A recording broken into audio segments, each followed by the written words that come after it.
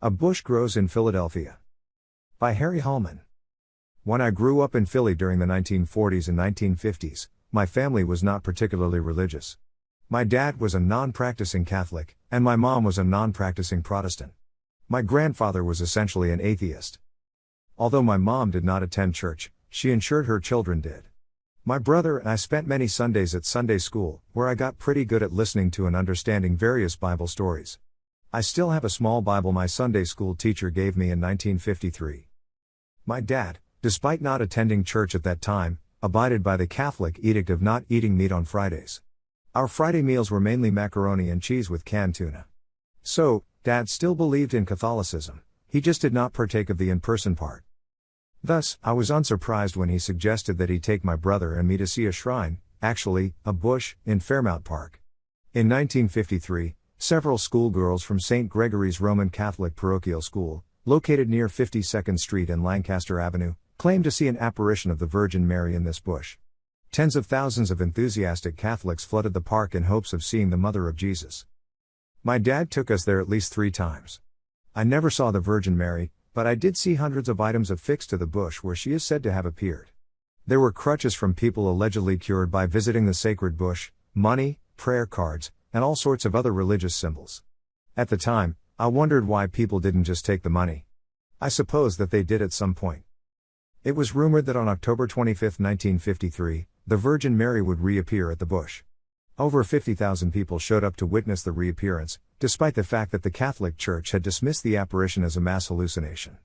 I'm not sure whether they're still there, but decades after the first vision, a large wooden cross and a statue of Mary remained at the site. It's easy for us modern people, so used to social media's falsehoods, to scoff at how people reacted back in 1953, but remember this, those adults had just experienced 18 of the worst years in American history. The Great Depression, followed by World War II, and then the Cold War, when we thought the Russians would send atomic bombs to annihilate us, took their toll. Those Americans also lived through the Spanish flu pandemic when they were kids or young adults. People back then were seeking something positive in their lives. The Virgin Mary's appearance gave them hope.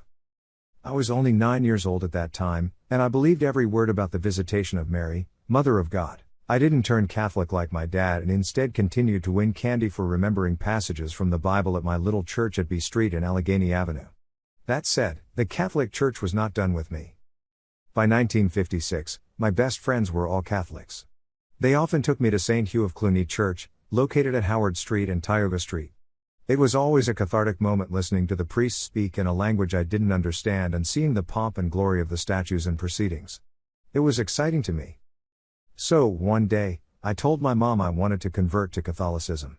She was okay with that, and I started catechism classes at St. Hugh.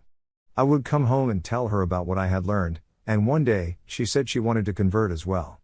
Then, my mom and I took classes together, and we even were confirmed together.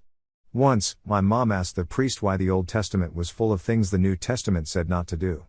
He replied that Catholics didn't pay much attention to the Old Testament. I thought that was funny, and I still do. My effect on the Catholic Church didn't stop with my mom. My dad also decided he would return to the church, and until he passed away in 1986, he never missed Mass. Both my mom and my dad were buried at Resurrection Cemetery in Bensalem, PA. As for me, like all good Catholic boys from Kensington, by the time I was in my mid-teens, I went to confession and was absolved from all my impure thoughts, and I played hooky from Sunday Mass. Instead, I ate French fries at the Olympia restaurant at Howard Street and Allegheny Avenue. I was proud to have my dog tag say my religion was Catholic when I joined the Air Force in 1962 at the age of 18. I cannot say that I have kept up with my Catholic religion, but I can say that much of what I learned from the priest who taught me catechism has hopefully made me a better person. So although today I do not believe in heavenly visitations, I do think people need hope, structure, and tradition. If that comes from a bush growing in Philadelphia's Fairmount Park, so be it.